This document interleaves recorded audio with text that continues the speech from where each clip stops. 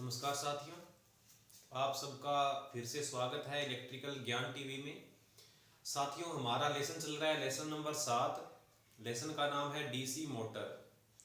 उसके अंतर्गत साथियों हम अब तक 4 क्लासेस लगा चुके हैं और 4 क्लासेस में हमने क्या पढ़ा था एक बार पुनः थोड़ा देख लेते हैं। लेसन नंबर 1 में हमने पढ़ा था कि डीसी मोटर क्या होती है और किस प्रिंसिपल पर वो काम करती है। फ्लेमिंग का लेफ्ट हैंड रूल हमें क्या बताता है, ये सारा कुछ जो टॉपिक था वो हमने पहली क्लास में पढ़ा था।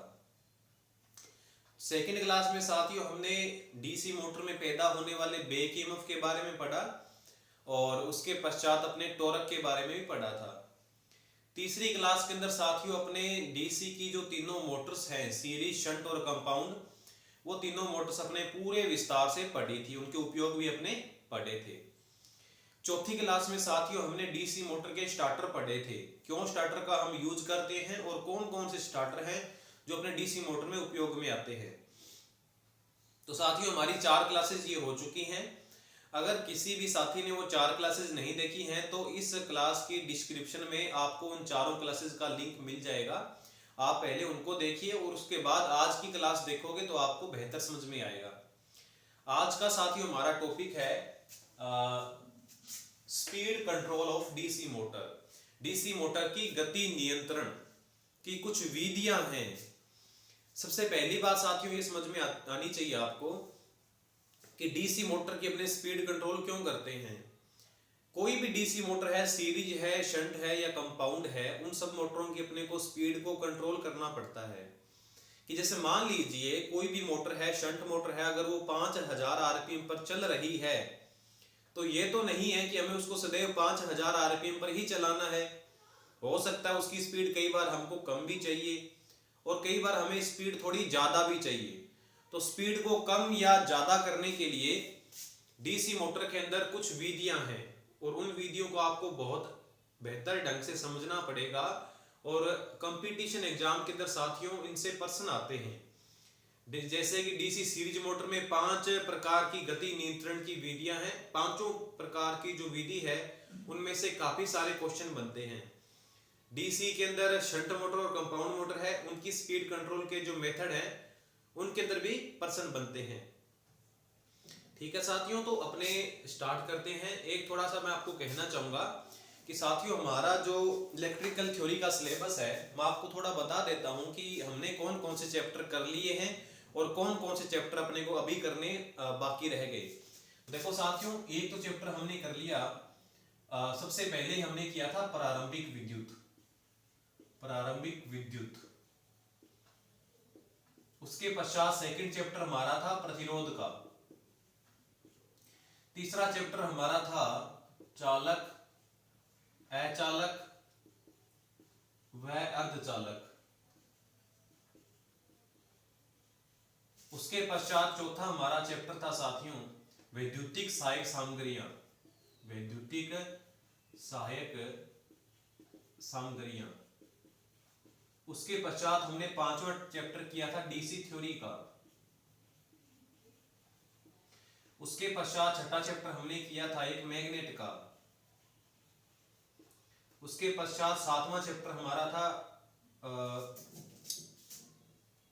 उसमें शायद ऐसा हो सकता है साथियों कि सेकंड चैप्टर हमारा ये रहा होगा, लेकिन हम कौन कौन से कर चुके हैं वो देख लेते हैं। एक हमने किया डीसी जनरेटर और एक चैप्टर हमारा चल रहा है डीसी मोटर, जो कि आज अभी इस क्लास के अंतर्गत खत्म हो जाएगा। 2 चैप्टर हमने साथियों पहले से ही करके छोड़ रखे हैं। एक लेसन है हमारा एसी थ्योरी का और एक लेसन हमारा है पॉलीफेज सिस्टम। साथियों अपने 10 लेसन तो कर चुके हैं और इन 10 लेसन के जो आपको अगर पढ़ने हैं तो प्लेलिस्ट के अंदर ये 10 के 10 लेसन पढ़े हैं, आप इनको देखकर पढ़ सकते हो। और इसके पश्चात अगर अपनी बात करें तो डीसी की जो मशीनें हैं वो आज कंप्लीट हो जाएगी डीसी मोटर। इसके पश्चात अपने एसी की कुछ मशीनें रह जाएंगी, जैसे ट्रांसफॉर्मर लेसन रह जाएगा हमारा मुख्यतः। मैं बता देता हूं हमारे कौन कौन से चैप्टर रह गए। ये चैप्टर हमारे कंप्लीट हो चुके हैं। एक चैप्टर हमें करना है, इसके पश्चात नेक्स्ट चैप्टर हमारा यही रहेगा ट्रांसफॉर्मर का। इसके पश्चात हम एक चैप्टर करेंगे 3 फेज मोटर का, एक चैप्टर हम करेंगे सिंगल फेज मोटर का, फिर हम एक चैप्टर करेंगे सिंक्रोनस मोटर का, सिंक्रोनस मोटर का, एक चैप्टर हम करेंगे अल्टरनेटर का। ये 5 जो चैप्टर हैं साथियों, ये पांचों चैप्टर एसी की मशीनें हैं। ये अपने को अच्छे ढंग से ये भी करनी पड़ेंगी और इनसे प्रश्न काफी सारे बनते हैं। 5 चैप्टर हमें अभी ये करने अभी बाकी पड़े हैं। उसके अलावा एक चैप्टर हम करेंगे, छठा चैप्टर जो हम हमारा जो बाकी रह गया वो चैप्टर होगा हमारा ईएमआई का, electrical measurement instrument, electrical measure instrument यानी विद्युत मापक यंत्र है। एक चैप्टर हम करेंगे इलेक्ट्रिकल रूल्स हैं, अपने भारत के कुछ इलेक्ट्रिकल रूल्स हैं वो पढ़ना अभी बाकी रह गया। और 8वां चैप्टर हमारा एक रह गया अर्थिंग का, और एक जो मुख्य चैप्टर रह गया वो है इलेक्ट्रॉनिक का, इलेक्ट्रॉनिक्स। इलेक्ट्रॉनिक्स के अंदर साथियों हम डिजिटल इलेक्ट्रॉनिक्स भी कर लेंगे और जो बेसिक इलेक्ट्रॉनिक्स है वो भी कर लेंगे। तो साथियों मुख्य हमारे लेसन ये है। और उसके पश्चात एक लेसन हमारा जो मुख्य है इलेक्ट्रिकल जनरेशन और ट्रांसमिशन और डिस्ट्रीब्यूशन, और एक लेसन रह गया हमारा इल्यूमिनेशन का, इल्यूमिनेशन यानी प्रदीप्ति। तो मुख्य चैप्टर साथियों ये रह गए। और इसके पश्चात हमारा जब ये डीसी मोटर आज खत्म हो जाएगा तो हम नेक्स्ट अब ट्रांसफॉर्मर लेसन करेंगे। इसके पश्चात फिर 3 फेज मोटर वगैरह ये सारे कर लेंगे। तो उम्मीद करेंगे कि इसको 1 महीने के अंदर अंदर सारा सिलेबस करवा दें, जिससे कि आपका टेक्निकल हेल्पर के जो सारे जो इलेक्ट्रिकल थ्योरी के लेसन है वो सारे कंप्लीट हो जाएंगे। और अगर अपने यहाँ तक भी अगर कर ले, अल्टरनेटर तक भी कर ले और इतना भी एक बार कर ले, तो ये मान के चलिए कि टेक्निकल हेल्पर का आपका लगभग 85% सिलेबस अगर यहाँ तक कर लिया तो कंप्लीट हो जाएगा। मेरा बस आपसे ये रिक्वेस्ट है कि अपने जो लेसन हो चुके हैं, हमारे जो भी लेसन हो चुके हैं ये मैंने बता दिए, इतने लेसन हमारे हो चुके हैं यहाँ तक। इन लेसनों को साथियों आपको बार बार पढ़ना है, क्योंकि मैं बता रहा हूं ये 2 लेसन मैंने सबसे पहले करवाए थे। सबसे पहले मैंने 2 लेसन यही करवाए थे, और वो इसलिए करवाए थे क्योंकि ये 2 लेसन मेरे को लगता है इस पूरी बुक के अंदर सबसे इंपॉर्टेंट लेसन है, इसलिए मैंने पहले ही करवा कर छोड़े हुए हैं और बहुत ज्यादा विस्तार से और बहुत ज्यादा डीप तरीके से बताए हैं। अगर कोई डिप्लोमा और बीटेक वाला स्टूडेंट भी देखेगा तो उसको भी बहुत इससे जानकारी मिलेगी। ये 2 लेसन हमने पहले ही किए हुए हैं। तो ये साथियों जितने भी लेसन हो चुके हैं इनको बार बार आप देखिए। मेरी प्लेलिस्ट के अंदर आपको एक लिस्ट मिलेगी टेस्ट की, तो टेस्ट के अंदर मैंने टेस्ट भी लिए हुए हैं इन लेसनों के, इन सभी लेसनों के मैंने टेस्ट भी लिए हुए हैं। डीसी जनरेटर और डीसी मोटर को छोड़कर बाकी लगभग लेसनों के मेरे टेस्ट हुए हैं। तो वो टेस्ट के अंदर आपको प्लेलिस्ट के अंदर जब जाओगे तो उसमें काफी सारे टेस्ट लिए हुए हैं, तो वहां पे क्वेश्चंस हैं, आप उन क्वेश्चन को भी देखकर अपनी तैयारी अच्छी कर सकते हो। तो यहां से ये चीजें आपको थोड़ा सा देख लेनी चाहिए। और इसके पश्चात साथियों, इसके पश्चात आज अपने जो करते हैं वो करते हैं speed control of DC motor.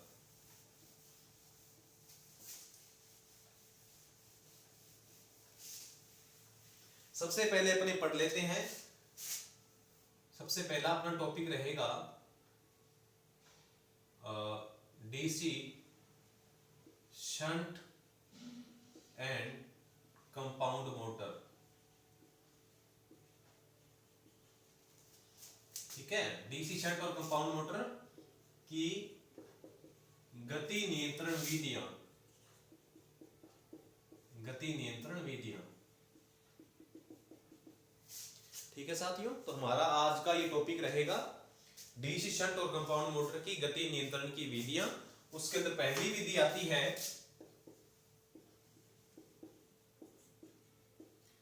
Armature नियंत्रण विधि। आर्मेचर नियंत्रण विधि, आर्मेचर कंट्रोल मेथड। देखो साथियों क्या है, चाहे शंट मोटर है चाहे कंपाउंड मोटर है, मैं आपको दोनों के लिए बता रहा हूं, तो आपको पूरे ध्यान से समझना है।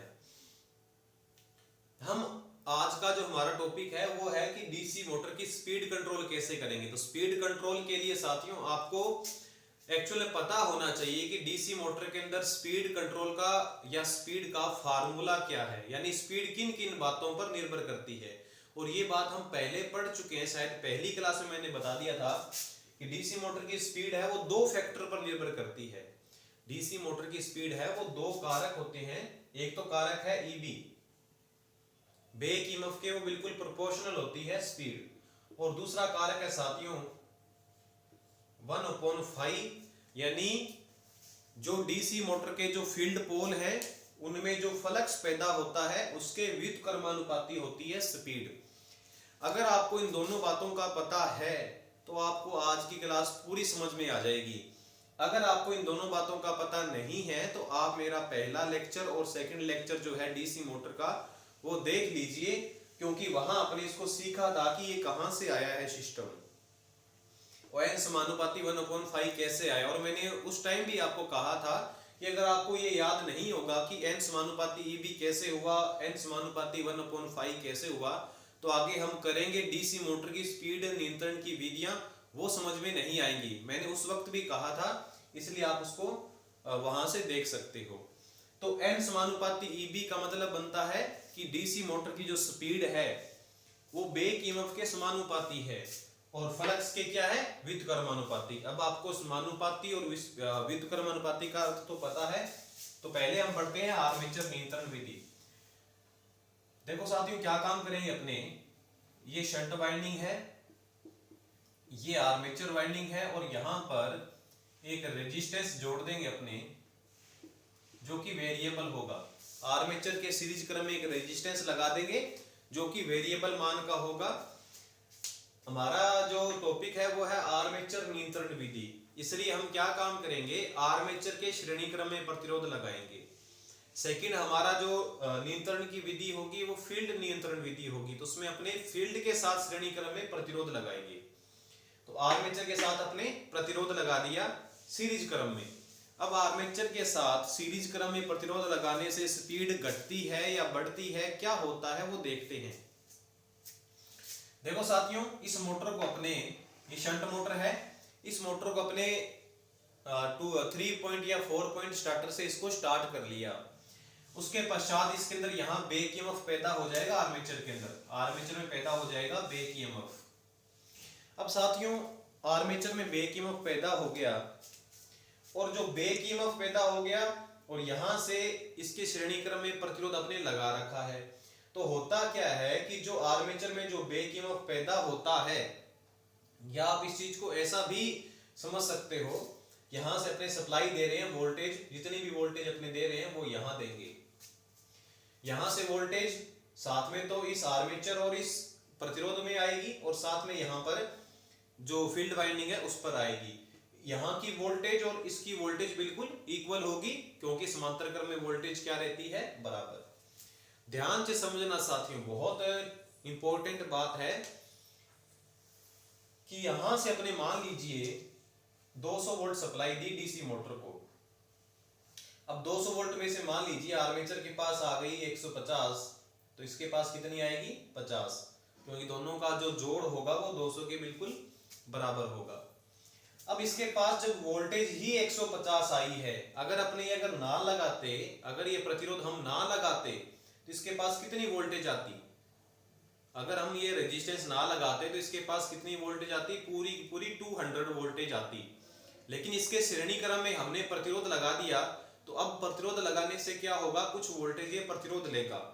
ये जो बात है ये अपने श्रेणी क्रम के अंदर पढ़े हैं बहुत विस्तार से। तो यहाँ पर यानी कहने का मतलब आर्मेचर पर वोल्टेज अब कम आएगी पहली के अपेक्षा, श्रेणी क्रम में प्रतिरोध लगा देंगे तो आर्मेचर पर वोल्टेज क्या आएगी, कम आएगी। अब आर्मेचर पर वोल्टेज कम आएगी तो आर्मेचर जो बैक ईएमएफ जो पैदा करेगा वो भी क्या करेगा, कम करेगा, क्योंकि जो बैक ईएमएफ समानुपाती है वो V के भी होता है। अगर आर्मेचर पर वोल्टेज ही कम जाएगी तो आर्मेचर बैक ईएमएफ भी क्या बनाएगा, कम। देखो साथियों इसको स्टेप बाय समझिए, फिर समझ में आएगा। नंबर 1 पॉइंट, क्या हुआ, आर्मेचर के श्रेणी क्रम में क्या लगाया, प्रतिरोध। आप लिख सकते हो कि इस विधि में आर्मेचर के श्रेणी क्रम में एक परिवर्तित मान वाला प्रतिरोध लगाते हैं। पहला तो पॉइंट ये हुआ। दूसरा पॉइंट, इस परिवर्तित प्रतिरोध के कारण आर्मेचर पर सप्लाई वोल्टेज का मान घट जाता है।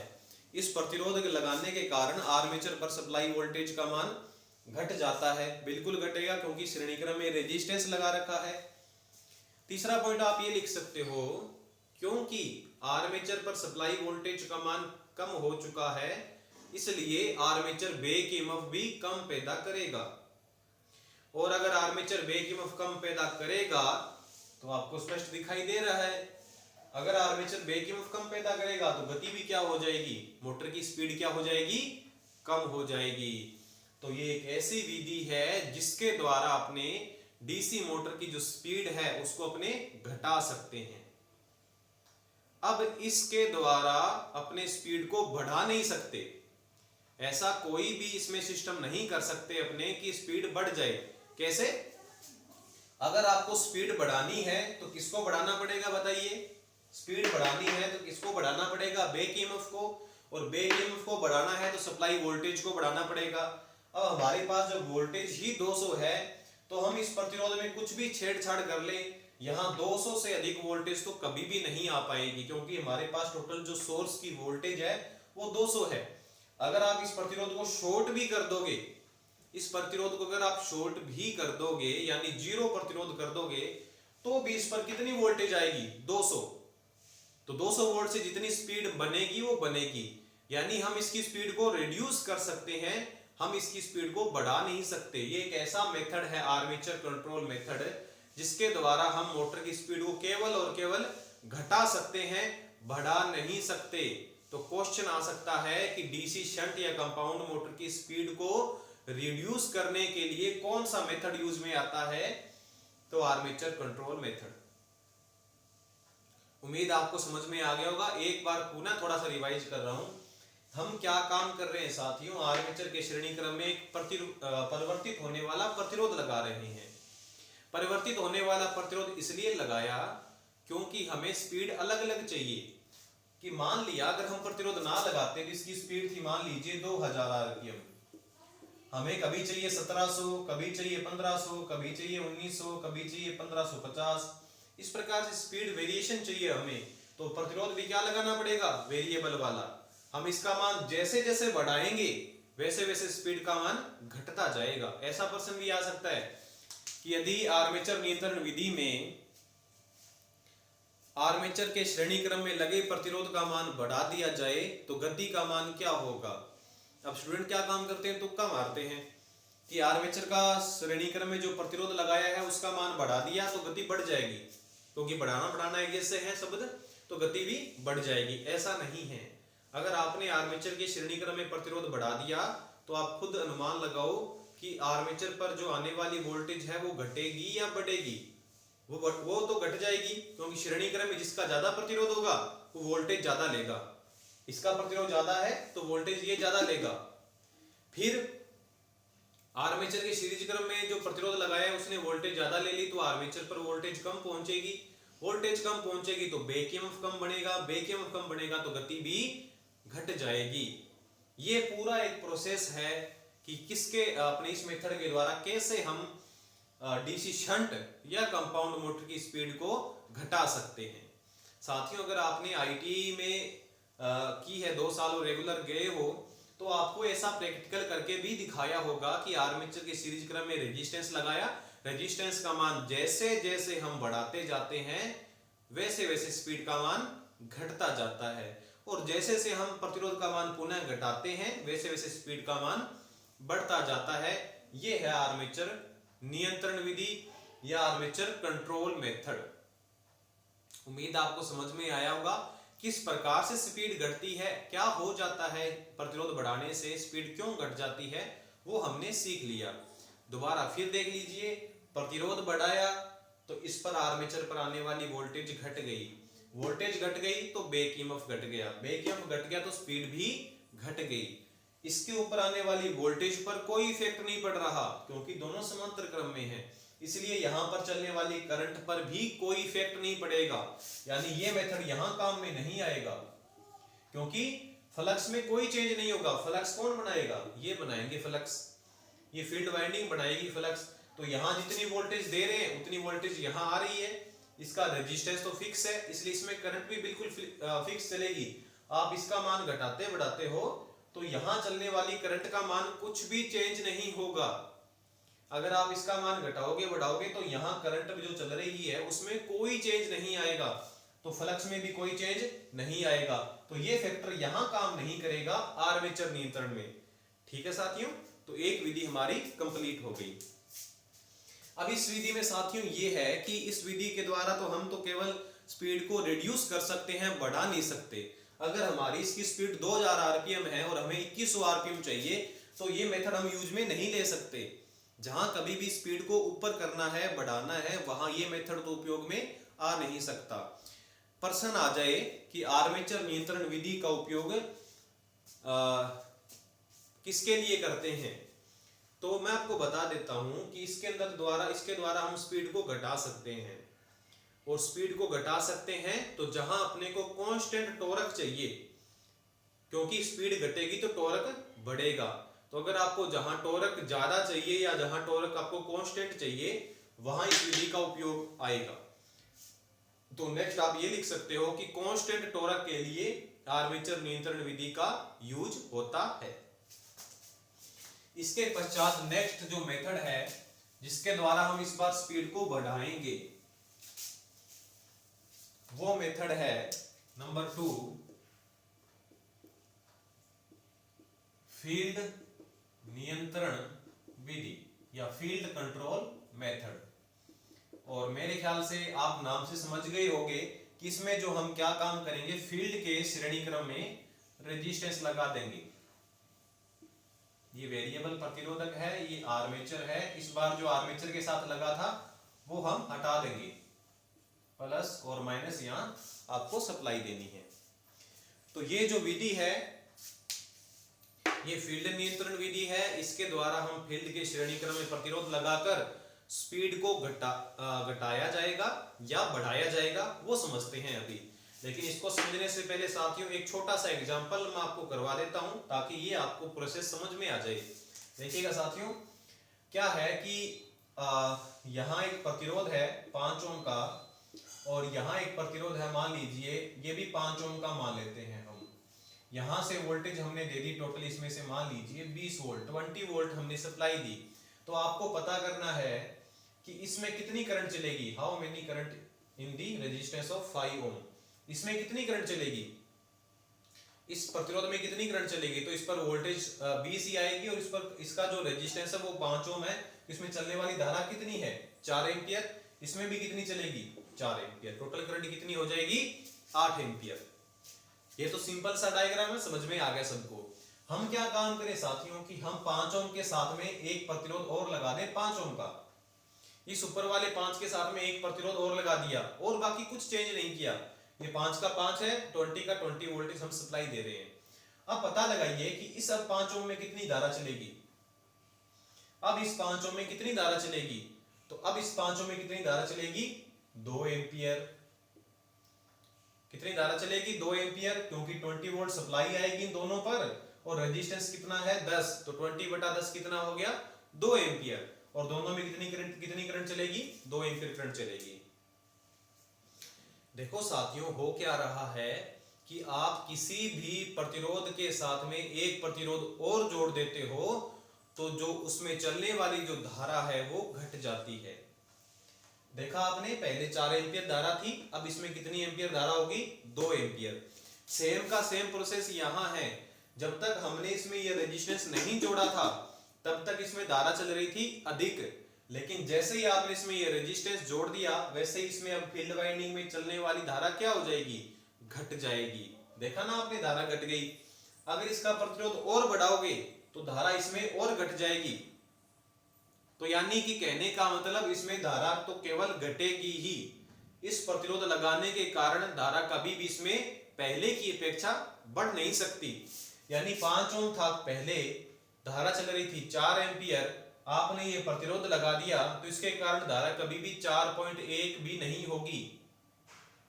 धारा का मान प्रतिरोध लगाने से घटेगा ही, बढ़ नहीं सकता। तो धारा का मान साथियों जब फील्ड वाइंडिंग में घटेगा तो फील्ड का जो फ्लक्स है वो भी क्या होगा, घटेगा। और फील्ड का अगर फ्लक्स घट जाए तो स्पीड का मान क्या हो जाता है, बढ़ जाता है। n समानुपाती 1/5।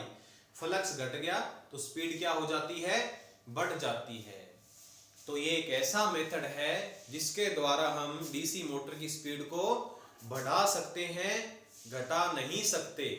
ये एक ऐसा सिस्टम है जिसके द्वारा हम स्पीड को बढ़ा सकते हैं, घटा नहीं सकते। ठीक है साथियों, तो ये हो गया फील्ड नियंत्रण विधि। तो इसके द्वारा केवल और केवल स्पीड बढ़ रही है, घट नहीं रही। और आर्मेचर नियंत्रण के द्वारा स्पीड केवल घटती है, बढ़ती नहीं है। तो यदि आपको कभी भी स्पीड घटानी हो और बढ़ानी भी हो, यानी कि हमें तो ऐसा भी तो हो सकता है कि हमें कुछ टाइम के लिए स्पीड घटानी है और कुछ टाइम के लिए स्पीड अपर भी करनी है, बढ़ानी भी है। तो दोनों ही अगर आपको चीजें यूज में लेनी है, दोनों ही कार्य करवाने हैं, तो आपको क्या काम करना पड़ेगा, आर्मेचर के साथ में भी रेजिस्टेंस जोड़ दो वेरिएबल वाला, और फील्ड के साथ में भी वेरिएबल वाला प्रतिरोध जोड़ दो। अगर आपको स्पीड बढ़ानी है तो आर्मेचर वाला जो प्रतिरोध है उसको तो रखो शॉर्ट और इसका मान बढ़ाओ, फील्ड वाले का मान बढ़ाओ, स्पीड बढ़ जाएगी। और अगर आपको स्पीड घटानी है, स्पीड आपको घटानी है तो इसको कर दीजिएगा शॉर्ट। इस प्रतिरोध को शॉर्ट करने के पश्चात इस प्रतिरोध का मान बढ़ाना है जो आर्मेचर के श्रेणीक्रम में प्रतिरोध लगा होगा, तो स्पीड घट भी जाएगी और स्पीड बढ़ भी जाएगी। यानी दोनों ही काम आप एक ही मेथड से कर लोगे यदि आपने यहां भी प्रतिरोध लगा दिया और यहां भी प्रतिरोध लगा दिया। तो ये हो गया डीसी शंट मोटर का या कंपाउंड मोटर का भी यहां यूज अपने ले सकते हैं साथियों। तो ये दोनों विधियां पूरी हो गई, उम्मीद आपको समझ में आ गई होगी। नेक्स्ट जो इंपॉर्टेंट जो है हमारी गति नियंत्रण की विधि वो है सीरीज मोटर के लिए। तो नेक्स्ट हम पढ़ते हैं साथियों सीरीज मोटर का स्पीड कंट्रोल।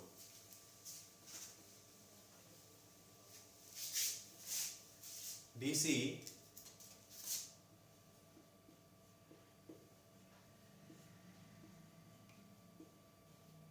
सीरीज मोटर की गति नियंत्रण विधियां।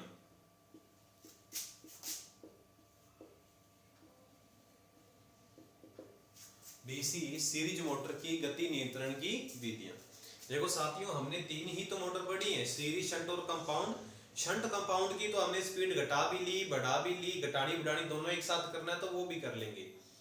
लेकिन सीरीज मोटर का भी अब तक अपने नहीं पढ़ा, तो सीरीज मोटर के बारे में पढ़ते हैं कि सीरीज मोटर की स्पीड को घटाना है या बढ़ाना है या दोनों काम एक साथ ही करने हैं तो कैसे कौन कौन सी विधियां यूज में आएगी। सबसे पहले देखो साथियों नंबर 1 आप देख सकते हो आर्मेचर डाइवर्टर विधि। आर्मेचर डाइवर्टर विधि, डाइवर्टर ऐसे लिखा जाएगा आर्मेचर डाइवर्टर मेथड। देखो साथियों क्या होगा इसके अंदर, ये हमारी सीरीज मोटर है।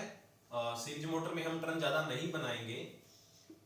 यहां आर्मेचर हुआ, यहां हमारी फील्ड वाइंडिंग है और यहां से हम इसको सप्लाई देते हैं। आर्मेचर पर हम लोड लगा हुआ ही रखते हैं हमेशा। डीसी सीरीज मोटर में क्या होगा, आर्मेचर पर लोड सदैव ही लगा होगा। अगर लोड नहीं लगा होगा तो स्टार्टिंग के टाइम पर अगर आपने लोड नहीं लगाया तो डीसी सीरीज मोटर की स्पीड बहुत बढ़ जाएगी। तो इसमें लोड हमेशा लगा ही दिया जाना चाहिए।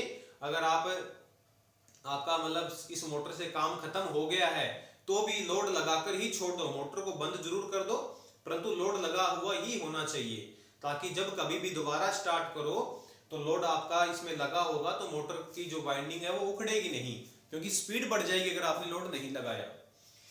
हमारी जो पहली विधि है साथियों वो है आर्मेचर डाइवर्टर विधि। तो डाइवर्टर में क्या काम करेंगे, एक प्रतिरोध ही लगाएंगे हम, लेकिन वो लगाएंगे आर्मेचर के पैरेलल क्रम में, क्योंकि विधि का नाम क्या है, आर्मेचर डाइवर्टर।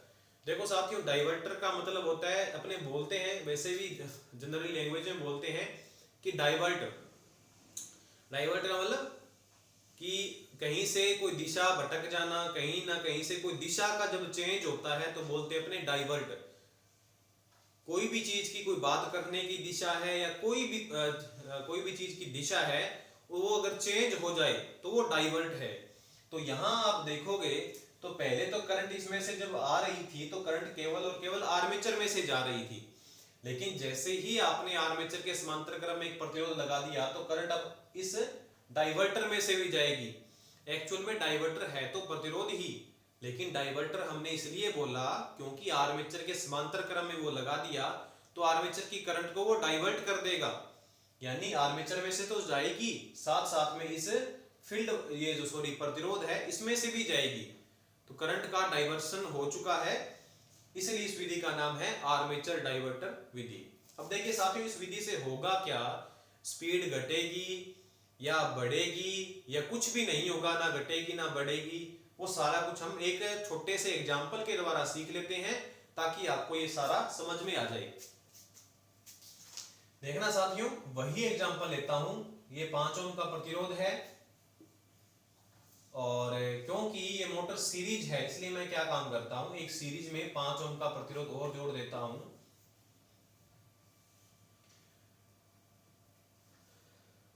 और सप्लाई दे देते हैं हम साथियों 20 वोल्ट। कितनी करंट चलेगी इसमें से, 2 एम्पियर। उम्मीद है ये सबको पता होगा, बिल्कुल छोटी सी सामान्य सी बात है। धारा का मान दोनों में कितना है, 2 एम्पियर। मेरे को पता करना है एक बार, इसमें कितनी धारा है, पहला जो प्रतिरोध लगा है ना, इसमें कितनी धारा है, तो कितनी है, 2 ही एम्पियर धारा है, तो इसमें भी 2 एम्पियर धारा चलेगी। अब क्या काम कर देता हूं साथियों, मैं इस 5 के साथ में 5 का समांतर क्रम में और लगा देता हूं प्रतिरोध। 5 का तो था ही, पहले इसमें 2 एम्पियर धारा चल रही थी, लेकिन 5 के समांतर क्रम में एक प्रतिरोध 5 का और लगा दिया। ठीक है, तो पता करता हूं मैं साथियों कि इस 5 ओम में कितनी धारा चलेगी। पहले इस 5 ओम में कितनी चल रही थी, 2 एम्पियर, लेकिन इसके समांतर क्रम में ये प्रतिरोध लगा दिया तो अब इस 5 में कितनी चलेगी, पहले तो चल रही थी 5 ओम के अंदर 2 एम्पियर, इस 5 ओम के अंदर अब इस 5 में कितनी चल रहेगी, अब अपने देखते हैं। देखना साथियों, 5 और 5 कितने हो गए, 2.5, 2.5 और 5 कितने हो गए, 7.5, तो 20 डिवाइडेड बाय 7.5, ये हटाया, ये अपने यहां 0 लगा, 25 75, 25 8 200, तो 8 में 3 का जब डिवाइड करेंगे तो 2.66, तो अब इसमें कितनी करंट चलेगी साथियों, 2.66। दोबारा फिर देख लीजिए, 5 के 2 प्रतिरोध, 20 का सप्लाई सोर्स है, तो कितना धारा चला, धारा कितनी चली, 2 एम्पियर। इस प्रतिरोध में भी कितनी चली, 2, लेकिन जैसे ही इस 5 के साथ में एक पैरेलल में रेजिस्टेंस लगा दिया तो अब धारा चली 2.66। एक और प्रतिरोध लगा दो आप यहां पर, अब धारा का मान और बढ़ जाएगा, इसके अंदर एक प्रतिरोध और लगा दो, अब इसमें धारा का मान और बढ़ जाएगा। यानी जैसे जैसे आप इसके पहले वाले प्रतिरोध के साथ समांतर में प्रतिरोध जोड़ते जाओगे वैसे वैसे करंट का मान इसमें बढ़ता जाएगा। अब अगर आपको ये समझ में आ गया तो ये झटके से समझ में आ जाएगा कि हुआ क्या है, कि यहां जैसे मान लीजिए पहले करंट चल रही थी 5 एम्पियर, जब तक आपने ये प्रतिरोध नहीं लगाए थे, जब तक आपने डाइवर्टर नहीं लगाया था तब तक दोनों में 5 एम्पियर करंट चल रही थी, आर्मेचर और इस फील्ड वाइंडिंग में। लेकिन जैसे ही आपने यहाँ ये प्रतिरोध लगा दिया, डाइवर्टर लगा दिया, तो अब आप बताइए मेरे को कि इस सीरीज वाइंडिंग में करंट 5 एम्पियर चलेगी या 5 से ज्यादा चलेगी या कम चलेगी। तो अब इसमें धारा क्या चलेगी, 5 से ज्यादा, मान लीजिए अब 7 चल गई। ठीक है, धारा का मान क्या हो गया, बढ़ गया। धारा का मान बढ़ेगा तो फील्ड फ्लक्स का मान बढ़ेगा या घटेगा, फील्ड फ्लक्स का मान क्या होगा, धारा के बिल्कुल समानुपाती फील्ड का फ्लक्स भी बढ़ जाएगा, चुंबकीय क्षेत्र भी बढ़ जाएगा। और चुंबकीय क्षेत्र यदि बढ़ जाता है तो डीसी मोटर की स्पीड घट जाती है, n समानुपाती 1/5। तो अगर फ्लक्स का मान बढ़ गया तो गति का मान घट गया। यानी एक ऐसा मेथड है आर्मेचर डाइवर्टर जिसके द्वारा स्पीड को केवल घटाया जा सकता है। और कौन सी मोटर के लिए? डीसी सीरीज मोटर के लिए। आर्मेचर डाइवर्टर जो मेथड है उसके द्वारा केवल स्पीड को घटाया जा सकता है। कैसे घटी है दोबारा फिर देखिए। हमने क्या काम किया, एक एग्जांपल लेके सीख भी लिया। जब तक हमने आर्मेचर के साथ डाइवर्टर नहीं लगाया था तब तक तो धारा थी 5 एम्पियर, लेकिन जैसे ही प्रतिरोध का मान यहां लगा दिया आर्मेचर के समांतर में, वैसे ही धारा का मान बढ़ गया। धारा का मान बढ़ने से फील्ड का फ्लक्स बढ़ गया, और फील्ड का फ्लक्स बढ़ने के कारण n समानुपाती 1/5, फील्ड फ्लक्स बढ़ने के कारण गति का मान घट जाता है। अगर आप इसमें प्रतिरोध का मान और ज्यादा बढ़ाओगे, मैंने आपको यहाँ बताया भी है, अगर अपने यहाँ प्रतिरोध और लगाते जाओगे तो धारा का मान इसमें और बढ़ेगा।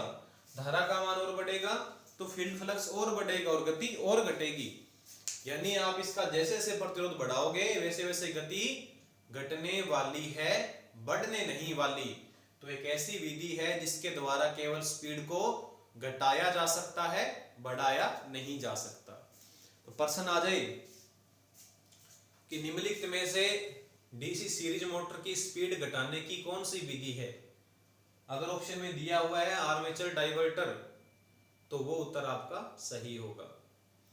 इसके पश्चात साथियों नेक्स्ट मेथड पढ़ते हैं, क्योंकि इसके द्वारा तो स्पीड केवल घट रही है, बढ़ नहीं रही। तो इस बार अपने स्पीड बढ़ाने के लिए कुछ ना कुछ सिस्टम करना पड़ेगा। तो बढ़ाने के लिए कुछ अलग विधि देखते हैं अपने।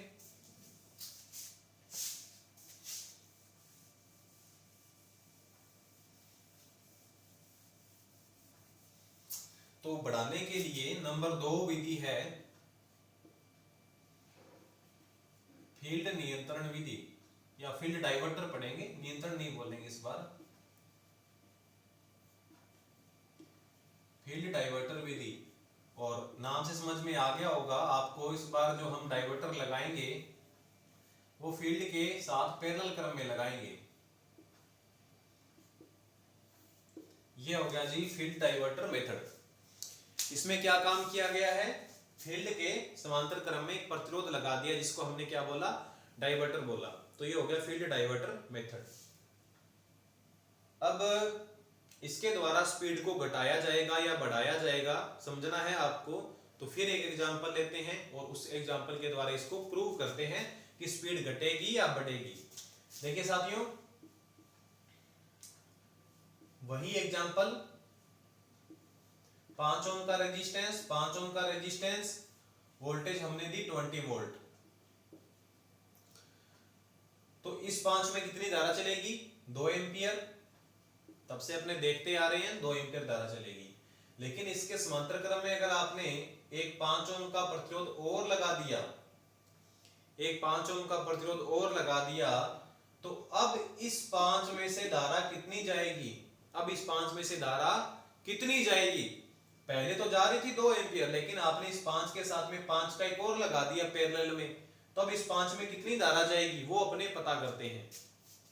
देखो साथियों, मैंने थोड़ी देर पहले ही आपको बताया था कि सर्किट की मैंने टोटल करंट अभी थोड़ी देर पहले याद करी थी 2.66।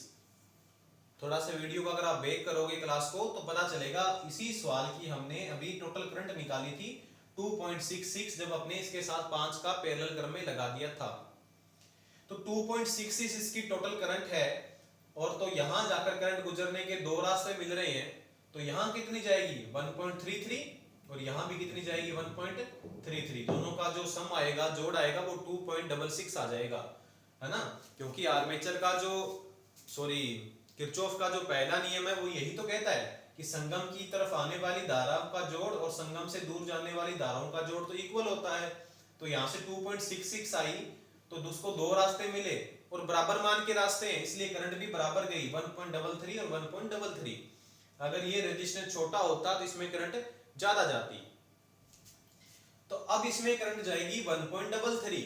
जैसे ही आपने समांतर में एक रेजिस्टेंस लगा दिया, इसमें करंट जाएगी 1.33, जबकि पहले कितनी जा रही थी जब तक आपने ये नहीं लगाया था, 2 एम्पियर। अब करंट कितनी गई 1.33, यानी करंट घटी है या बढ़ी है इस प्रतिरोध में, पर्टिकुलर इस प्रतिरोध में करंट का मान क्या हुआ है, इसमें तो प्रतिरोध करंट का मान घटा है। तो सेम का सेम ऐसी कहानी यहाँ होगी, जब तक आप ये नहीं लगाओगे तब तक तो करंट इसमें चलेगी ज्यादा इस फील्ड वाइंडिंग में, लेकिन जैसे ही आपने इसके साथ समांतर में एक प्रतिरोध लगा दिया, करंट का मान क्या हो जाएगा इस फील्ड वाइंडिंग में, घट जाएगा। करंट का मान घट गया तो फील्ड फ्लक्स का मान भी घट गया, और फील्ड फ्लक्स का मान घट गया तो गति का मान बढ़ गया। ये है फील्ड कंट्रोल मेथड या field diverter method of DC series motor. DC series motor का फील्ड डाइवर्टर मेथड है, और इसके द्वारा हम स्पीड को केवल और केवल बढ़ा सकते हैं, घटा नहीं सकते। आर्मेचर डाइवर्टर मेथड में तो स्पीड घटती है, बढ़ती नहीं है, और फील्ड डाइवर्टर मेथड के अंदर स्पीड केवल और केवल बढ़ती है, घटती नहीं है। तो डीसी सीरीज मोटर की दो विधियां हो चुकी हैं। तीसरी विधि साथियों हम यूज में ले सकते हैं। इसके अंतर्गत एक विधि आएगी अभी जो इंपॉर्टेंट भी है काफी। तीसरा मेथड हो सकता है फील्ड टैपिंग विधि। फील्ड टैपिंग विधि, इसमें क्या होगा साथियों, आर्मेचर है और यहां जो सीरीज वाइंडिंग इस बार थोड़ी सी बड़ी बनाएंगे अपने, नॉर्मल जो सीरीज वाइंडिंग बनाते हैं उससे थोड़ी सी बड़ी होगी, और यहां से साथियों टेप निकाले होंगे। इस प्रकार से टेपिंग की जाएगी, और टेपिंग ये एक स्विच के अंदर आ जाएगी जिसको अपने रेगुलेटर बोलेंगे। रेगुलेटर जो कि रेगुलेट करेगा स्पीड को। जैसे कि मान लीजिए साथियों कि एक अपने टेप ऐसा भी लगाएंगे जो कि पूरी को शॉर्ट करवा देगा। ये 1 नंबर टेपिंग है, ये 2 नंबर टेपिंग है, ये 3 नंबर टेपिंग है, ये 3 नंबर टेपिंग है। इस प्रकार से ये टेपिंग सीरीज वाइंडिंग अपने कर दी। अब साथियों क्या होगा, देखना थोड़ा सा समझने वाली बात है। अगर आप इसमें टेपिंग का यूज करोगे कम, जैसे 1 नंबर टेप पे आपने रेगुलेटर को 1 नंबर पे कर दिया, तो फील्ड वाइंडिंग का तो इतना हिस्सा काम में आएगा ना, फील्ड वाइंडिंग का तो इतना हिस्सा काम में आएगा, ऐसे होके करंट और ऐसे चली जाएगी इस प्रकार से। तो 2-3 जो टेप हैं वो यूज में ही नहीं आएंगे। अगर आपने टेप को केवल 1 नंबर पे कर दिया तो इतनी सी फील्ड वाइंडिंग काम में आएगी। यानी फील्ड वाइंडिंग ज्यादा काम में आ रही है या कम काम में आ रही है, कम काम में आ रही है। कम मतलब काम में आ रही है, तो जो फ्लक्स बनेगा वो क्या बनेगा आप खुद अनुमान लगाइए।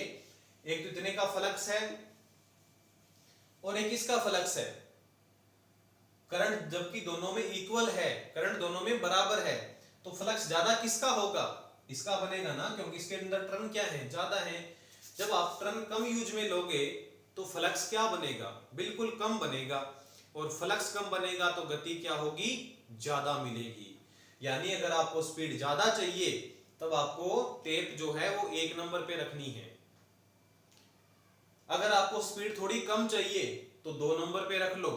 स्पीड और कम चाहिए तो आप टेप की पोजीशन 3 नंबर पे जब कर दोगे तो स्पीड आपको सबसे कम मिलेगी, क्योंकि फील्ड फ्लक्स उसमें सबसे ज्यादा होगा और स्पीड सबसे कम होगी। यानी एक ऐसा मेथड है फील्ड टैपिंग मेथड जिसके द्वारा स्पीड को घटाया भी जा सकता है और बढ़ाया भी जा सकता है। उम्मीद आपको समझ में आ गया होगा, कोई मुश्किल नहीं है। पुनः एक बार रिपीट कर रहा हूं कि 1 नंबर से टेपिंग निकाली, 2 से निकाली, 3 से निकाली, ठीक है। यानी फील्ड वाइंडिंग को थोड़ा बड़ा बनाया और यहां से टेपिंग निकाली गई है। जब रेगुलेटर को आप 1 नंबर पे कर दोगे तो जो 1 नंबर तक जो टेप है उतना हिस्सा ही काम में आएगा, वाइंडिंग का उतना हिस्सा काम में आएगा। तो इसका मतलब क्या बना, फील्ड फ्लक्स हमारा कम बनेगा, और फील्ड फ्लक्स कम बनेगा तो स्पीड का मान बढ़ जाता है। और ये ऐसी विधि है जिसके द्वारा फील्ड फ्लक्स को घटाकर या बढ़ाकर स्पीड को बढ़ाया या घटाया जाता है। ठीक है साथियों, लिखना हो तो लिख सकते हो कि कम टेप यूज करने पर स्पीड का मान अधिक मिलता है। ठीक है, अच्छा 3 नंबर ये विधि हो चुकी है। 4 नंबर विधि हम पढ़ते हैं, series parallel method. Number 4 series parallel method, श्रेणी समांतर विधि। इसमें क्या काम किया जाएगा, ये आर्मेचर है, ये फील्ड वाइंडिंग है, साथ में देखना आप थोड़ा सा, ये फील्ड वाइंडिंग है, इसको तोड़ लिया जाएगा दो भागों के अंतर्गत, दो भागों में तोड़ लिया जाएगा सीरीज वाइंडिंग को। और यहां पर ये जो टर्मिनल है, ये सारे के सारे टर्मिनल एक कोई ना कोई यहां स्विच में आ जाएंगे, और उस पे स्विच में लिखा होगा S और P। यहां इस प्रकार से एक साइड S लिखा होगा, एक साइड P लिखा होगा, और यहां पॉइंटर होगा। देखो साथियों क्या है, ये जो सीरीज वाइंडिंग है इसको दो हिस्सों में तोड़ लिया, और S और P नामक क्या मतलब बनता है, S का मतलब है सीरीज और P का मतलब है पैरेलल। जैसे ही आप स्विच को S पे कर दोगे तो ये जो दोनों वाइंडिंग है सीरीज क्रम में जुड़ जाएंगी, सीरीज क्रम में जुड़ जाएंगी। और जैसे ही आप इसको P पे कर दोगे, P पे करने से क्या होगा, ये दोनों जो वाइंडिंग है ये पैरेलल में जुड़ जाएंगी, समांतर में जुड़ जाएंगी। ठीक है साथियों, तो सीरीज में जुड़ने से क्या होगा और समांतर में जुड़ने से क्या होगा, पूरा ध्यान से समझ लीजिएगा। देखो साथियों, सीरीज में अगर आप जोड़ोगे तो तो जो फ्लक्स का मान है वो ज्यादा मिलेगा, क्योंकि जब कभी भी आपको फ्लक्स बढ़ाना हो तो वाइंडिंग को हमेशा सीरीज में जोड़ना चाहिए। जैसे ही आप इनको सीरीज में जोड़ोगे फ्लक्स ज्यादा बनेगा। ये जो वाइंडिंग है, एक ये वाइंडिंग है, आप इसको सीरीज में जोड़ दोगे तो इतने सारे टर्न काम में आएंगे, तो फ्लक्स क्या बनेगा, ज्यादा बनेगा। फ्लक्स ज्यादा बनेगा तो गति का मान क्या मिलेगा, कम मिलेगा। यानी सीरीज के अंदर जैसे ही आप इसको कर दोगे तो फ्लक्स तो बनेगा ज्यादा, परंतु गति क्या मिलेगी, हमें कम मिलेगी। तो पूछ लिया जाए कि डीसी सीरीज मोटर में सीरीज पर जब स्विच को कर दिया जाता है तो गति मिलती है, कम मिलेगी। और जैसे ही आप इसको समांतर पे कर दोगे, पैरेलल में कर दोगे, तो फ्लक्स इसका घट जाएगा, क्योंकि पैरेलल में हमेशा फ्लक्स घटता है। तो गति क्या हो जाएगी, गति ज्यादा, गति बढ़ जाएगी। तो गति बढ़ानी हो तो पैरेलल में कीजिए, गति घटानी हो तो सीरीज में कीजिए। ये मेथड है सीरीज पैरेलल मेथड, बहुत आसान सा मेथड है, कोई इसमें मुश्किल नहीं है। इसका यूज कई बार कंपटीशन में पूछा गया साथियों, इसका यूज याद कर लेना। रेल इंजन और ट्रैक्शन के कार्य दोनों में ही इसका यूज कर सकते हैं अपने। रेल इंजन और ट्रैक्शन मतलब खिंचाव कार्य जहां करना है वहां स्पीड को घटाना भी पड़ता है, बढ़ाना भी पड़ता है, तो वहां भी इसका यूज हो सकता है। रेल इंजन के अंदर भी इसका यूज होता है सीरीज पैरेलल मेथड का। ठीक है साथियों, तो बड़े बड़े रूप में हमने तीनों मोटर की स्पीड कंट्रोल की मेथड विधियां पढ़ ली हैं। इसकी अपने एक विधि और भी बना सकते हैं, पांचवी विधि, वोल्टेज नियंत्रण विधि। वोल्टेज नियंत्रण विधि तो आप सब जानते ही हो, आप करते भी हो यूज के अंदर। वोल्टेज नियंत्रण में क्या काम करेंगे, हम वोल्टेज ही कम दे देंगे मोटर को। मोटर में जो वोल्टेज जो पहले जा रही थी वो वोल्टेज ही घटा देंगे। वोल्टेज घटा देंगे तो स्पीड का मान तो आपको पता ही है, घटने ही वाला है, चाहे डीसी मोटर है चाहे एसी मोटर है। तो अगर वोल्टेज को नियंत्रण कर लोगे तो स्पीड का मान घट जाएगा। पांचवी विधि आप वो भी लिख सकते हो। ठीक है साथियों, डीसी सीरीज, शंट और कंपाउंड तीनों मोटर के अपने स्पीड कंट्रोल मेथड पढ़ लिए हैं। और एक मेथड और भी होता है वार्ड लियोनार्ड मेथड। वार्ड और लियोनार्ड दो वैज्ञानिक थे, इन्होंने क्या काम किया, एक मेथड बनाया जो कि आप भी बना सकते हो, कोई डिफिकल्ट नहीं है। देखो साथियों क्या है, अगर हम डीसी कंपाउंड मोटर का या शंट मोटर का उदाहरण लें तो आर्मेचर जो नियंत्रण विधि थी वो स्पीड को घटा रही थी, फील्ड नियंत्रण विधि थी वो स्पीड को बढ़ा रही थी। लेकिन दोनों में से एक भी मेथड ऐसा नहीं था, या सीरीज मोटर में भी एक भी मेथड हमने ऐसा नहीं पढ़ा कि अगर हमें मोटर की स्पीड को उल्टा करना है, भी मोटर अगर क्लॉकवाइज चल रही है उसको एंटी क्लॉकवाइज घुमाना है, यानी कि कोई क्रेन का काम है, क्रेन किसी भी लोड को उठाकर ऊपर लेके चली गई, अब उस लोड को उठाकर नीचे लाना है, यानी मोटर को उल्टा घुमाना पड़ेगा। तो क्या हमने अब तक कोई ऐसी विधि पढ़ी है क्या जिसमें स्पीड को उल्टी दिशा में घुमाया जा रहा है? कम ज्यादा तो हमने पढ़ ली, लेकिन स्पीड को विपरीत दिशा में घुमाना हो तो उसके लिए एक मेथड यूज में ले सकते हैं। वार्ड लियोनार्ड विधि नाम है। वार्ड और लियोनार्ड दो वैज्ञानिक थे, इन्होंने एक मेथड बनाया था। कोई मुश्किल नहीं है, मैं आपको वैसे जनरली बोलकर ही बता देता हूं, आपको समझ में आ जाएगा। देखो साथियों, इसमें क्या काम किया जाता है वार्ड लियोनार्ड मेथड के अंदर कि आपको स्पीड को मान लीजिए घटाना है, चाहे सीरीज शंट कंपाउंड कौन सी भी मोटर है, स्पीड को आपको रिड्यूस करना है, घटाना है।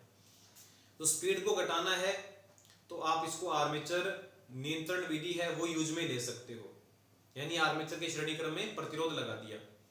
स्पीड को बढ़ाना है तो फील्ड नियंत्रण विधि यूज में ले ली, स्पीड बढ़ गई। लेकिन अगर आपको मोटर को उल्टी दिशा में घुमाना है तो उस कंडीशन में क्या काम किया जाता है साथियों कि जो फील्ड वाइंडिंग है उसको अलग से एक बस बार के थ्रू सप्लाई दी जाती है, अलग से एक बस बार के थ्रू सप्लाई दी जाती है। और वहां पर होता है एक स्विच होता है जिसे बोला जाता है, उस स्विच का नाम होता है जो कि क्या काम कर देता है, फील्ड वाइंडिंग के सिरों को बदल देता है। यानी कि इस प्रकार से कुछ होता है। इसका अगर आप डायग्राम देखोगे तो कोई मुश्किल नहीं है। वार्ड लियोनार्ड मेथड है, उसमें हम क्या काम करते हैं साथियों, एक जो फील्ड वाइंडिंग है उसके जो सिरे हैं, टर्न ओवर स्विच बोलते हैं शायद, टर्न ओवर स्विच, उसमें क्या काम किया था, अगर प्लस माइनस सप्लाई अगर अपने इसको ऐसे जोड़ देंगे तो इसमें यहां प्लस मिलेगा, यहां माइनस मिलेगा, तो इसका चुंबकीय क्षेत्र प्लस से माइनस की तरफ जैसे भी होगा वो चलेगा। लेकिन यहां अगर सप्लाई माइनस यहां दे दोगे और प्लस आप यहां दे दोगे तो अगर सप्लाई की टर्मिनल की दिशा बदल गई तो फ्लेमिंग के लेफ्ट हैंड रूल के अनुसार इसके चुंबकीय क्षेत्र की दिशा बदल जाएगी। और चुंबकीय क्षेत्र की अगर दिशा बदल जाए तो मोटर उल्टी घूमने लग जाती है। तो यहां पर क्या काम किया जाता है, एक टर्नओवर स्विच होता है जो कि जिसको अपने दबाएंगे या उल्टा घुमाएंगे तो इस फील्ड वाइंडिंग में सप्लाई जा रही है मोटर की वो उल्टी हो जाएगी। उल्टी होने का मतलब विपरीत हो जाएगी और मोटर विपरीत दिशा में घूमने लग जाएगी एज पर Fleming left hand rule. Fleming का लेफ्ट हैंड रूल हमें क्या सिखाता है कि यदि आर्मेचर में सप्लाई की दिशा बदल दें या फिर फील्ड में सप्लाई की दिशा बदल दें तो मोटर विपरीत दिशा में घूमने लग जाती है। तो सिंपल सा मेथड है वार्ड लियोनार्ड मेथड, थोड़ा महंगा पड़ता है इसलिए उसका यूज में कम आता है। ठीक है साथियों, तो अपने डीसी की जो मशीनें थी दोनों जनरेटर और मोटर वो कंप्लीट हो चुकी हैं। थोड़े बहुत इसके अंदर चीजें और भी अपने बची हुई है, जैसे कि डीसी मोटर है या एसी मोटर भी है, उसके अंदर ब्रेकिंग की 3 विधियां भी है, रीजनरेटिव, प्लगिंग और इलेक्ट्रोडायनेमिक 3 विधियां हैं। और कुछ एक टेस्ट भी होते हैं डीसी मोटर के अंदर, अगर अपने को एफिशिएंसी ज्ञात करनी है, वोल्टेज रेगुलेशन ज्ञात करना है नो लोड पर या फुल लोड पर, तो हॉपकिंसन स्विनबर्न टेस्ट होता है एक। लेकिन अपने कंपटीशन में वो आने के चांस बहुत कम है, इसलिए अपने उनको करने का कोई बेनिफिट नहीं मिलेगा, तो अपने वो करेंगे भी नहीं। है आसान से, अगर आप समझना चाहते हो तो उसके लिए अगर मेरे को कमेंट बॉक्स में अगर उन स्टूडेंट बताएंगे कि हमें वो चीज़ भी करनी है जिसमें हम हॉपकिंसन टेस्ट, स्विनबर्न टेस्ट ये हम करेंगे। एक रिटार्डेशन टेस्ट होता है वो बाद में होगा, लेकिन हॉपकिंसन और स्विनबर्न अगर टेस्ट आपको करने हैं डीसी मोटर के तो आप कमेंट बॉक्स में बता सकते हो, वो भी मैं आपको करवा दूंगा। लेकिन फिर बता देता हूं, आपके कंपटीशन में आने का चांस उन दोनों टेस्ट्स का 0 के बराबर है, मुश्किल है उनमें से कोई पर्सन बने। और इलेक्ट्रिकल जो ब्रेकिंग है, मोटर की जो ब्रेकिंग की जो विधियां हैं उसमें से भी आने के चांस बहुत कम है। अगर आपको फिर भी करनी हो तो कमेंट बॉक्स में मेरे को बताइएगा, तो मैं आपको वो भी करवा दूंगा। अगर 3-4 स्टूडेंट अगर बोलेंगे ऐसा करने के लिए तो मैं वो भी करवा दूंगा, लेकिन इंपॉर्टेंट नहीं है क्योंकि एक कंपटीशन में हमारे आते नहीं है। ठीक है साथियों, तो डीसी जनरेटर और डीसी मोटर की हमारी क्लासेस हो चुकी हैं कंप्लीट, दोनों लेसन कंप्लीट हो चुके हैं। नेक्स्ट जो हमारा जो क्लास रहेगी उसके अंदर हम ट्रांसफॉर्मर लेसन स्टार्ट करेंगे और धीरे धीरे उसको भी जल्दी से कंप्लीट करने का प्रयास करेंगे। उम्मीद आज की क्लास आपको समझ में आई होगी। धन्यवाद।